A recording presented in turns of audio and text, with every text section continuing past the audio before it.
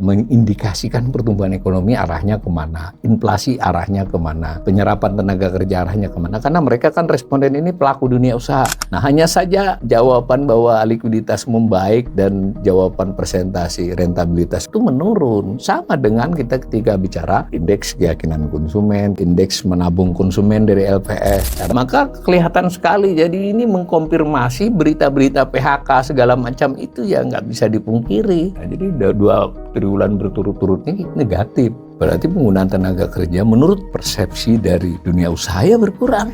Nah, ini adalah soal tenaga kerjanya. Jadi sektor konstruksi di 4 triwulan ini memang tidak banyak menyerap tenaga kerja. Maksudnya dikatakan oleh si dunia usaha kami minus itu banyak yang mengatakan mengurangi kan.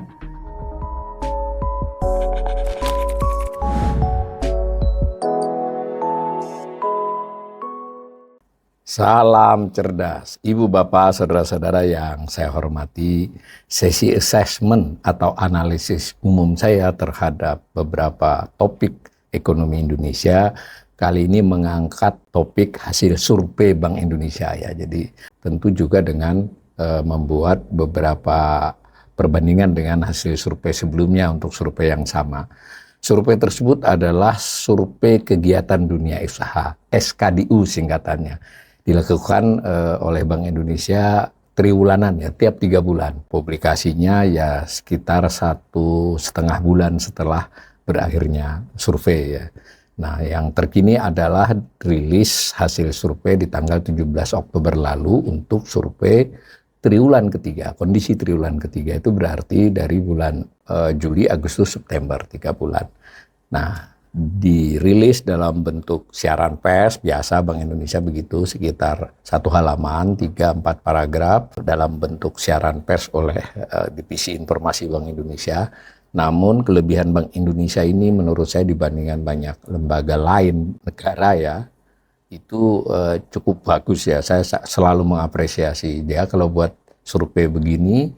Ada rilisnya ya tentu ya sedikit mencerminkan sikap otoritas ya, optimis, ya mohon maaf agak melebihkan, tetapi dia melampirkan hasil surveinya yang berupa dokumen, sehingga kita kalau mau membaca dengan sudut pandang yang berbeda dari data yang sama dimungkinkan.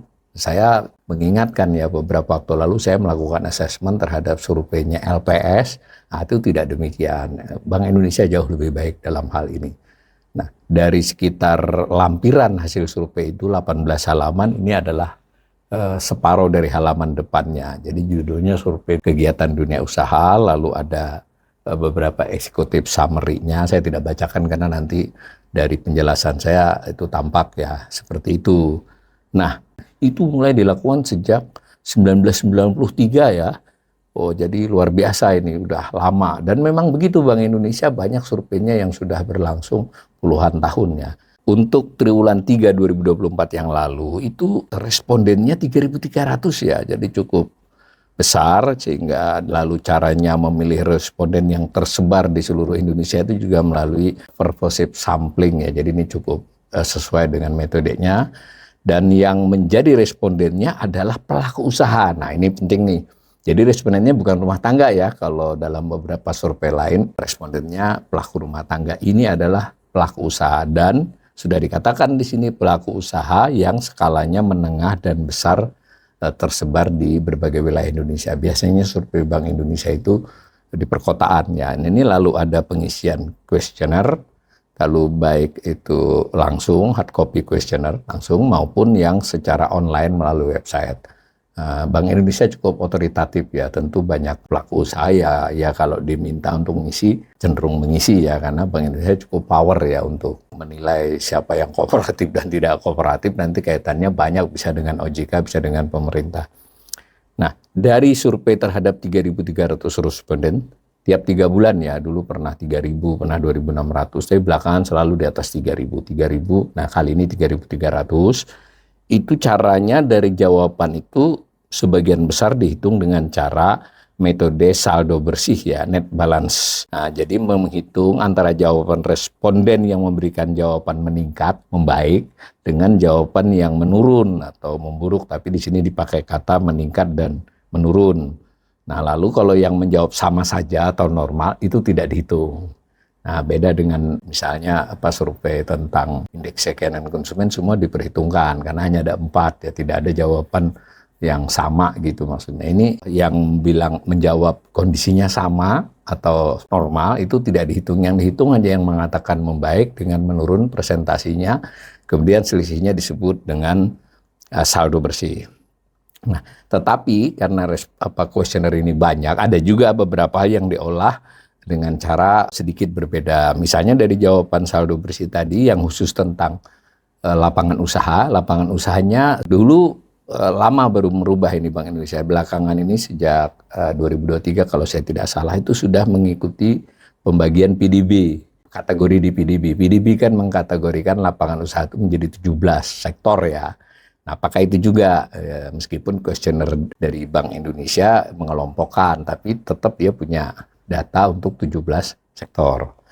Nah, itu ada bobotnya kan, misalnya pertanian itu porsinya kan besar, itu industri pengolahan besar, perdagangan besar, jadi sesuai dengan porsinya. Jadi saldo bersihnya adalah saldo bersih tertimbang sesuai bobotnya di dalam PDB. Meskipun di sini kita tidak cukup jelas ya Pak PDB terkini, tapi kalau saya baca di metadatanya itu adalah proporsi pada saat tahun dasar 2010. Dahulu lambat ini, dulu sempat pakai tahun dasar 2000, maksudnya penggolongannya hanya berdasarkan yang tahun 2000. Itu metodologinya. Hasilnya apa? Dari SKDU terhadap 3.300 responden di berbagai kota, proporsi sampling yang jadi responden adalah pelaku usaha besar menengah. Nah, output yang dihasilkan oleh survei ini itu antara lain adalah output kegiatan usaha. Ini yang paling utama ya, dari output kegiatan usaha. Lalu ada juga output penggunaan tenaga kerja. Tapi saya ulangi ya, karena respondennya ini adalah dunia usaha dan jawabannya bukan jawaban kuantitatif ya, tapi jawabannya itu lebih kualitatif ya, persepsi ya. Meskipun tentu si responden itu harus berdasarkan dari kuantitatif kondisi dia. Nah, saya tidak tahu, mungkin juga ditelusuri oleh Bank Indonesia untuk jawaban kualitatif ini juga harus disertai dengan kuantitatif, itu tidak dijelaskan ya. Tetapi ada soal penggunaan tenaga kerja, lalu ada juga soal harga jual ya, tentu dengan indeks ya, harga jualnya ini misalnya meningkat atau menurun gitu loh. Lalu juga ada output kondisi keuangan, jadi tadi output kegiatan usaha, tenaga kerja, investasi juga ada ya, investasinya meningkat atau menurun. Lalu ada output kondisi keuangan, jadi si responden itu menjawab tentang kondisi likuiditasnya, membaik atau memburuk, meningkat atau menurun. Juga rentabilitas, keuntungannya ya, apakah tingkat keuntungannya meningkat atau menurun. Lalu juga ada soal akses kredit, kemudahan dia, kesempatan dia memperoleh akses kredit itu meningkat atau menurun. Nah, begitu juga ada hasil berupa output kapasitas produksi dan perakiraan inflasi. Kalau kapasitas produksi tentu tidak meningkat atau menurun, tapi jawaban dari presentasi mereka ya, berapa persen dia melakukan output dia itu dengan kapasitas produksi dia. Jadi saya ulangi, ada SPT ya, jadi ini indikator yang terutama sekali dihasilkan oleh SKDU. Nah, SBT, tadi macam-macam SBT ya. Itu menurut Bank Indonesia hasil SKDU ini jadi semacam indikator dini ya, leading indikator. Jadi kalau ada indikator ini jadi bisa ditebak, misalnya bukan ditebak ya, mengindikasikan pertumbuhan ekonomi arahnya kemana, inflasi arahnya kemana, penyerapan tenaga kerja arahnya kemana, karena mereka kan responden ini pelaku dunia usaha. Nah tentu kayak SKDU ini kalau disandingkan dengan ada yang namanya PMI ya, From Manufacturing Index atau Purchasing Manager Index, dua macam tuh, yang PMI Bank Indonesia, ada PMI yang lebih banyak dikenal publik dari SNP. Nah Bank Indonesia tiap 3 bulan, kalau si SNP tiap bulan, yang Bank Indonesia jarang dikutip-kutip. Tapi dalam laporan-laporan dokumen pemerintah yang dipakai yang Bank Indonesia biasanya. Bisa juga dikaitkan dengan tadi tingkat PHK, pengangguran, maksudnya ini indikator dini ya, kayak warning system ya. Jadi membaik atau memburuk, semacam itu maksud dari SKDU ini hasilnya. Nah ini yang per 17 Oktober 2020 untuk kondisi triwulan 3 ya, tapi di sini disajikan oleh Bank Indonesia mulai dari tahun 2021 masing-masing triwulan. Nah, di gambar ini yang biru itulah yang SKDU. Jadi misalnya di SKDU triwulan 3 ini sebesar 11,55%. Jadi yang menjawab meningkat, persentasi meningkat dikurangi dengan persentasi menurun dapat 11,55. Jadi termasuk bagus ya, cukup bagus lah. Artinya kebanyakan mengatakan kegiatan usahanya meningkat. Tapi ada yang menarik ini di triwulan 4. Jadi mereka ditanya juga tentang perakiraan triwulan 4. Triwulan 4 menurun nih 10,53 ini ya. Nah, sementara Bank Indonesia tadi karena ini bermaksud leading indikator dini, itu dicoba grafik ini disandingkan dengan pertumbuhan ekonomi PDB ya, tapi yang Q2Q jangan year on year ya, karena memang surveinya triwulanan menjawab meningkat atau menurun juga dalam kondisi triwulan yang bersangkutan dibandingkan triwulan sebelumnya.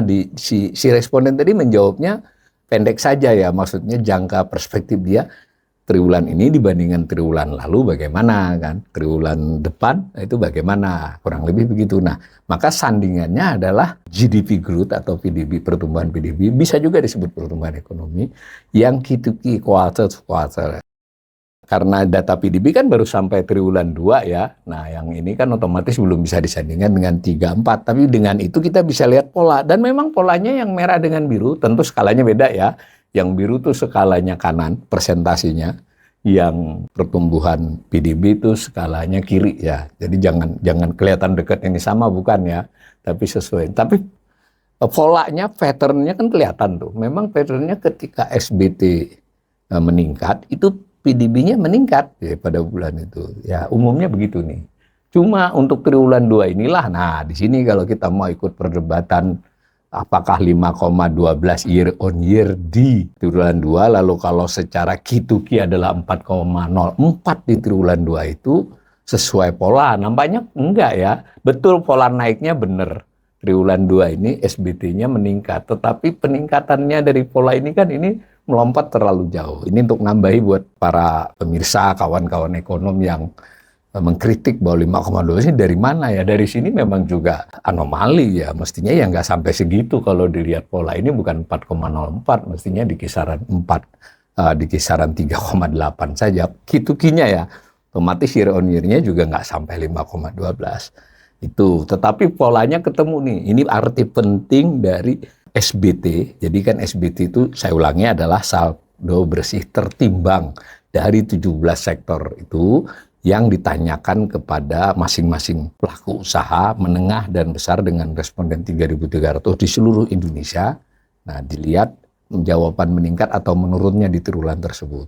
Coba saya olah dengan data yang lebih panjang ya. Ini kan hanya capturean dari rilis. Nah, yang ini saya olah dari beberapa tahun rilis ya. Misalnya saya ambil dari 2015 tuh tiap triwulannya. Ini tadi yang ini sama, kalau dari 2023 ke sini sama dengan data tadi.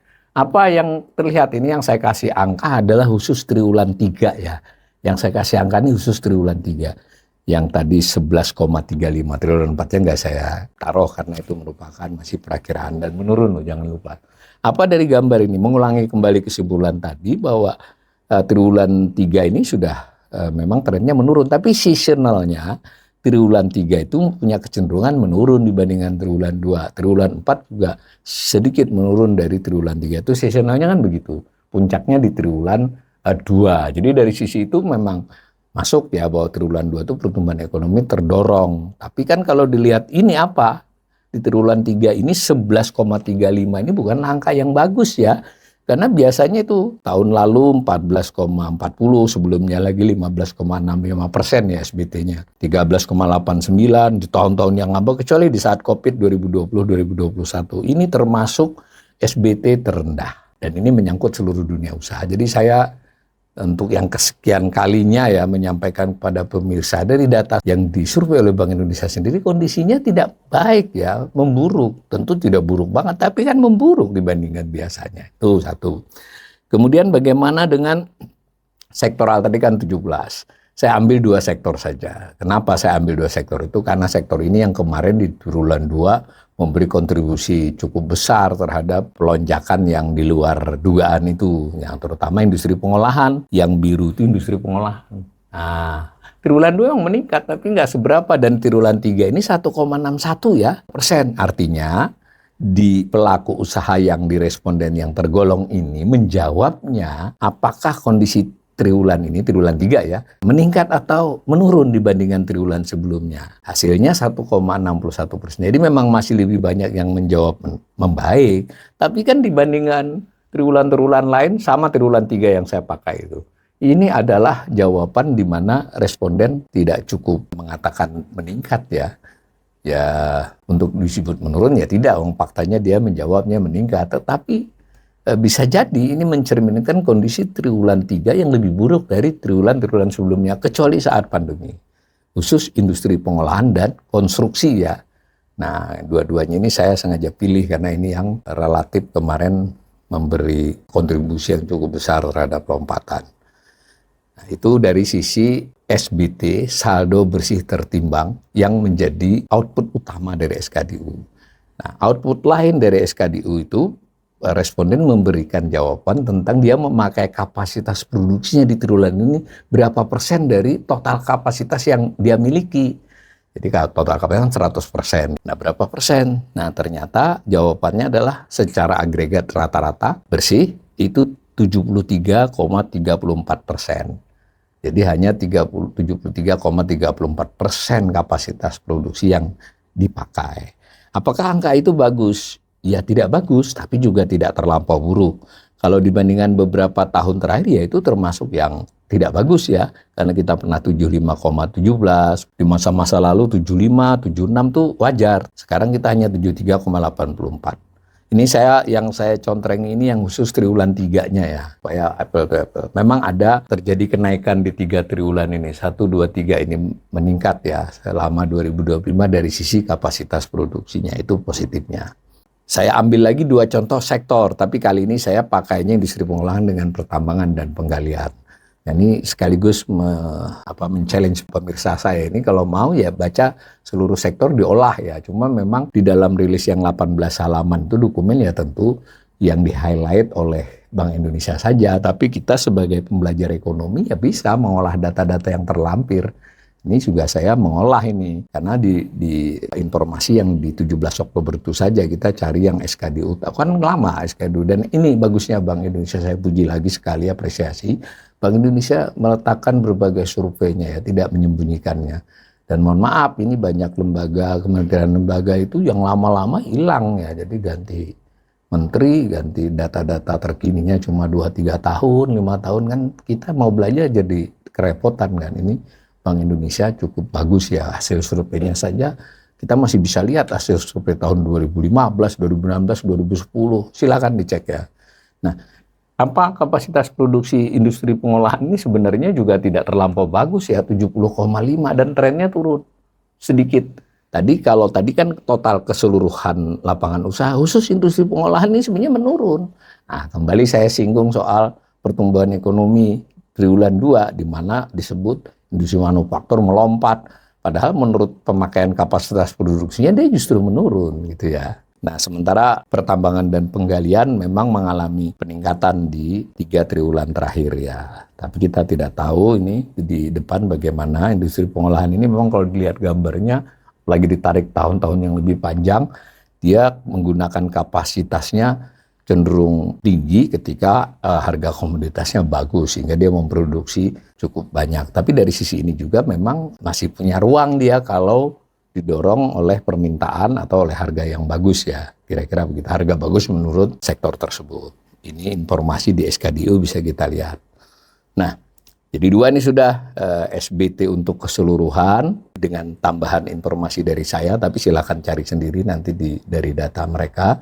Itu dengan yang sifatnya SBT sektoral tadi. Kedua, tadi kita sudah bicara kapasitas produksi keseluruhan, lalu tadi saya sudah perlihatkan kapasitas produksi di sektor industri pengolahan dan pertambangan.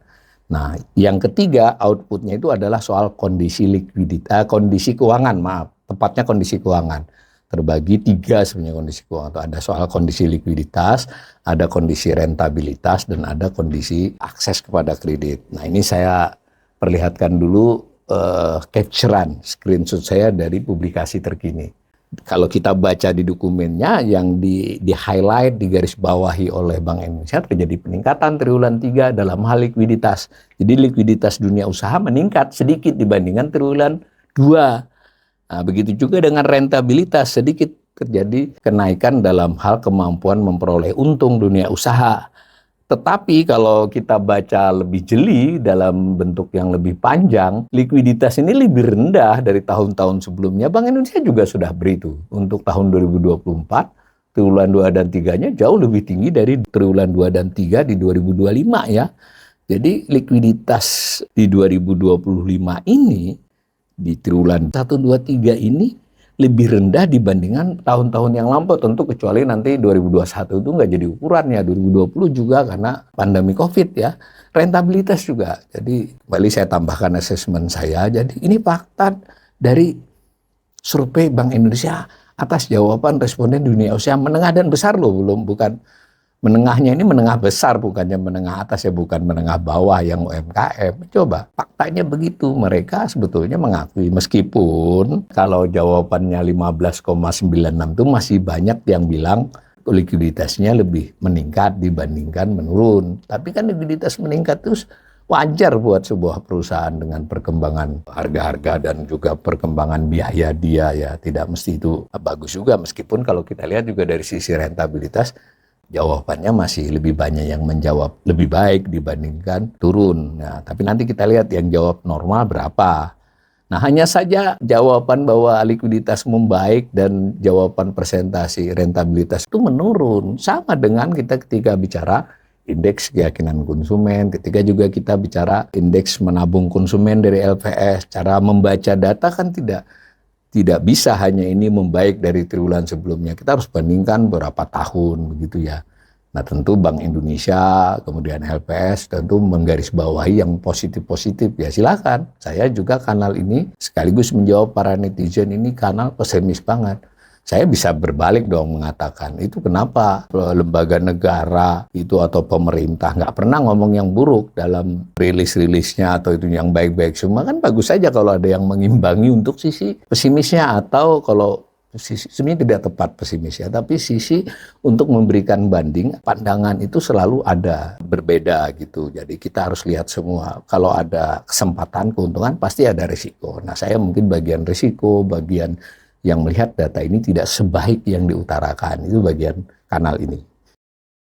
Yang ini tadi kan adalah gambaran keseluruhannya. Ini data itu didapat dengan cara seperti ini. Saya ambil juga dari capturean. Ini yang kenapa saya berulang kali memuji Bank Indonesia. Jadi enak kita kalau mau belajar. Ini saya perlu kritik nih, LPS sejak zaman Purbaya masih memimpin, mengumumkan survei cuma dengan berita. Yang ngumumkan survei seperti Bank Indonesia ini dong. Boleh saja beritanya optimis, yang digarisbawahi itu haknya otoritas dan harus begitu, tetapi supaya kita pembelajar ekonomi dan juga masyarakat luas itu tahu ya, kalau dilihat dari sisi sebelahnya bagaimana. Nah, ini Bank Indonesia menurut saya memenuhi kewajibannya dengan baik untuk kasus ini. Nah, ini contohnya aja nih. Jadi sebenarnya pertanyaan kepada 3.300 tadi tentang likuiditasnya, itu kan ditanyakan apakah likuiditasnya membaik atau memburuk ya. Dalam banyak pertanyaan mungkin meningkat dan menurun. Nah, maka ini yang di triwulan 3 nih, yang menjawab baik itu 23%, yang menjawab buruk hanya 7,07%. 69,91%, 75 menyatakan normal. Normal itu sama. Nah, karena itu yang disebut dengan saldo bersih itu adalah 23,02 dikurangi 7,07. Jadi dapat tadi 15,96%. Begitu juga ketika ditanyakan soal keuntungan. Yang menjawab keuntungannya baik itu 22,27, yang menjawab keuntungannya buruk 9,79. Nah, selisihnya 12,40%. Tapi nanti kan kita bisa mengolah nih, misal tentang likuiditas yang dibilang buruk ini ya dibandingkan sebelumnya, coba ini kan 7,07, sebelumnya 8, sebelumnya 8 juga. Dibandingkan tahun-tahun yang lampau, setiap triwulan yang menyatakan memburuk itu di bawah 6% ya. Artinya ini kan lebih banyak orang yang mengatakan kondisinya buruk. Nah, begitu juga kita bisa buat khusus untuk yang membaik. Nah, dalam hal rentabilitas juga demikian. Yang bilang buruk itu meningkat ya. Dulunya nggak pernah sampai 8%. Di dalam 2 triwulan, 3 triwulan terakhir ini di 10% ya yang mengatakan buruk. Otomatis saldo bersihnya juga turun. Ya, kalau akses kepada kredit ini menarik ya. Ini juga untuk topik-topik yang lain nanti kita assessment. Mayoritas mengatakan normal saja 88,50%. Jadi tidak masalah diakses ya sebenarnya kan. Nah, ini yang penting. Nah, ini kalau saya coba olah khusus ya, likuiditas dengan rentabilitas ya, tapi dengan data yang lebih panjang. Hasilnya begini. Dari 2005 kita bisa buat 20 tahun kalau mau ya, dari survei Bank Indonesia. Jadi apple to apple kan. Nah, apa yang kita lihat dari sini? Likuiditas yang biru ya. Ya, kalau dilihat gambar ini, kecuali di saat-saat pandemi, ini adalah kondisi likuiditas yang menurut responden ya lebih rendah kan, jadi lebih sedikit orang yang mengatakan membaiknya, bukan lebih rendah ya. Yang mengatakan lebih baiknya itu lebih sedikit jadinya dengan gambar ini. Dan terutama di tahun 2025 ini, likuiditas sudah mulai masalah tuh turun tuh. Kemudian juga rentabilitas apalagi kan. Nah ini untuk menunjukkan tren jangka lebih panjang. Sudah 3 nih kita ya, SBT keseluruhan, kemudian ada kapasitas produksi, lalu ada kondisi keuangan. Nah, yang keempat ada soal penggunaan tenaga kerja. Ini kembali saya ambil dari gambar Bank Indonesia saja. Nah, bagaimanapun gambar ini menunjukkan penggunaan. Jadi ini jawabannya, kalau minus itu berarti lebih banyak yang menjawab penggunaannya berkurang gitu loh maksudnya. Kalau dia positif berarti lebih banyak yang menjawab meningkat di triwulan tersebut. Maka kelihatan sekali, jadi ini mengkonfirmasi berita-berita PHK segala macam itu ya nggak bisa dipungkiri. Dan jangan lupa ini kan pelaku usaha menengah dan besar ya. Turun meskipun di triwulan 4 nampaknya diperkirakan naik. Tapi nanti kita tunggu survei yang real di triwulan keempat. Nah, jadi 2 triwulan berturut-turut ini negatif. Berarti penggunaan tenaga kerja menurut persepsi dari dunia usaha ya berkurang gitu loh. Penggunaannya berarti penganggurannya dia banyak PHK, lebih banyak PHK-nya. Tentu tidak banyak PHK ya, tetapi dalam skala mereka dia lebih banyak. Nah, itu kalau buat saya sambung lebih panjang tahunnya ya begini. Kan bener kan? Ini jadi jarang loh kita negatif itu ya. Di situasi triwulan-triwulan tertentu saja ini termasuk tidak bagus meskipun belum sangat buruk. Ya kita juga harus fair, saya harus fair bahwa ini belum kondisi yang sangat buruk, tetapi kondisi yang tidak baik, ya kurang baik lah begitu. Nah, itu tenaga kerja. Ya, sebenarnya kita bisa melihat per sektoral ya. Nah, lalu ada yang sektor usaha ini dia capture dari tentang industri pengolahan. Nah, yang ini adalah tadi kembali mengulangi SBT kegiatan usaha dengan laju PDB, tapi PDB-nya untuk kali ini khusus laju pertumbuhan industri. Nah, lihat ini. Nah, yang sebelah sini adalah kegiatan usaha. Jadi sama-sama pakai data SKDU, SBT dari SKDU. Yang ini dikaitkan dengan laju pertumbuhan PDB, yang ini dikaitkan dengan survei Bank Indonesia yang lain, yaitu PMI ya, survei tentang Prom Manufacturing. Saya lupa ya, ini Purchasing Manager Index apa Pro Manufacturing Index kan dua, sama-sama PMI singkatannya. Itu dari Bank Indonesia. Kita lihat, Bank Indonesia ingin menekankan betul polanya itu ya memang searah. Jadi ini hasil SKDU ini kira-kira cukup andal untuk menjadi lead indikator, indikator dini.